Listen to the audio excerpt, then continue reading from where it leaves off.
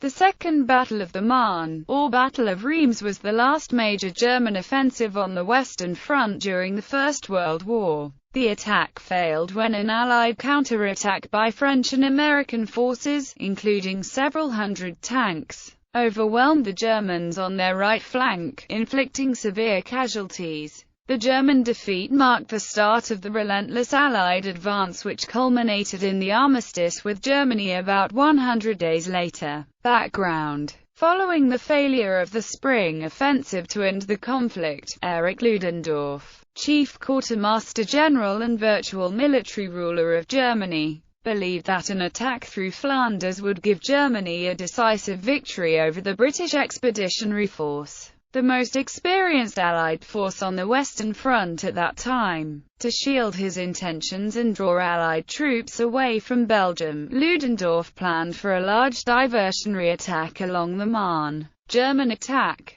The battle began on 15 July 1918 when 23 German divisions of the 1st and 3rd Armies, led by Bruno von Mudra and Karl von Einem, assaulted the French 4th Army under Henry Gouraud east of Reims. The U.S. 42nd Division was attached to the French 4th Army and commanded by Gouraud at the time. Meanwhile, 17 divisions of the German 7th Army, under Max von Bain, aided by the 9th Army under Johannes von Ebin, attacked the French 6th Army led by Jean de Goutte to the west of Reims. Ludendorff hoped to split the French in two. The German attack on the east of Reims was stopped on the first day, but west of Reims the offensive fared better. The defenders of the south bank of the Marne could not escape the 3-hour fury of the German guns. Under cover of gunfire, stormtroopers swarmed across the river in every sort of transport, 30-man canvas boats or rafts.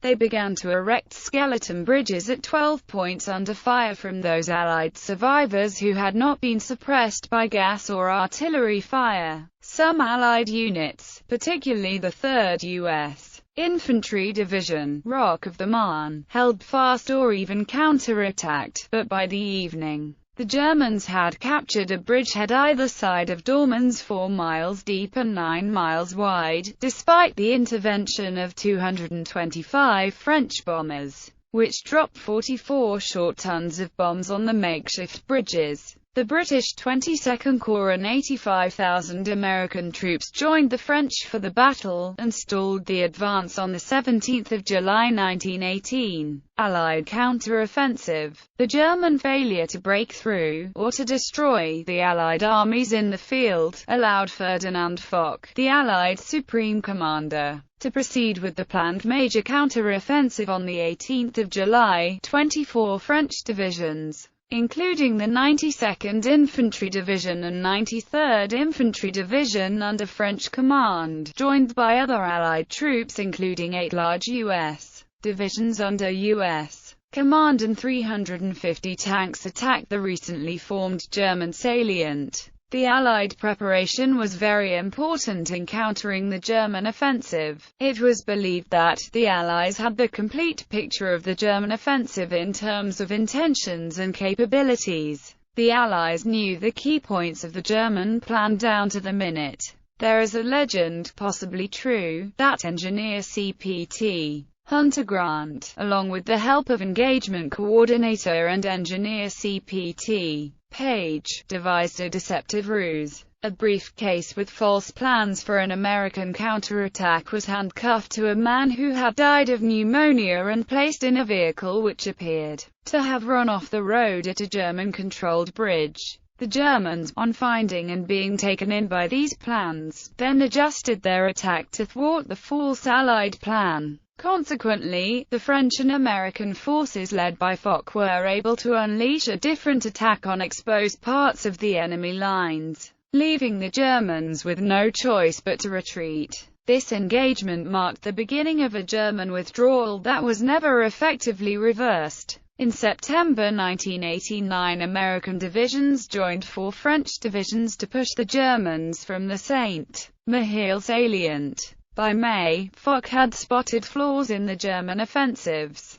The force which defeated the German offensive was mainly French, with American, British and Italian support. Coordinating this counterattack would be a major problem, as Foch had to work with 4 national commanders but without any real authority to issue order under his own name. They would have to fight as a combined force and to overcome the major problems of different languages, cultures, doctrines and fighting styles. However, the presence of fresh American troops, unbroken by years of war, significantly bolstered Allied resistance to the German offensive. Floyd Gibbons wrote about the American troops, saying, "I never saw men charge to their death with finer spirit." On the 19th of July, the Italian corps lost 9,334 officers and men out of a total fighting strength of about 24,000. Nevertheless, Berthelot rushed 2 newly arrived British infantry divisions, the 51st and 62nd,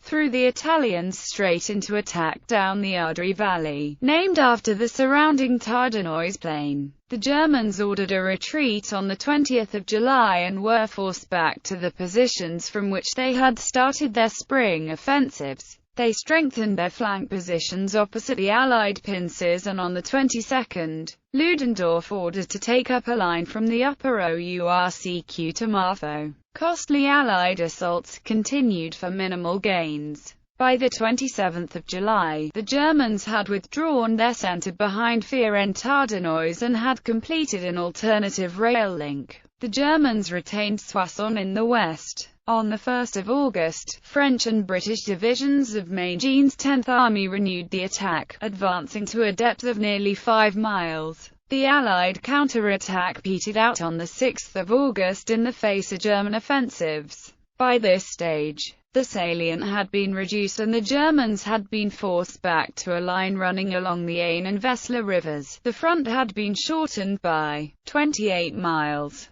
The Second Battle of the Marne was an important victory. Ferdinand Foch received the baton of a Marshal of France. The Allies had taken 29,367 prisoners, 793 guns and 3,000 machine guns, and inflicted 168,000 casualties on the Germans. The primary importance of the battle was its morale aspect. The strategic gains on the Marne marked the end of a string of German victories and the beginning of a series of Allied victories that were, in 3 months, to bring the German army to its knees.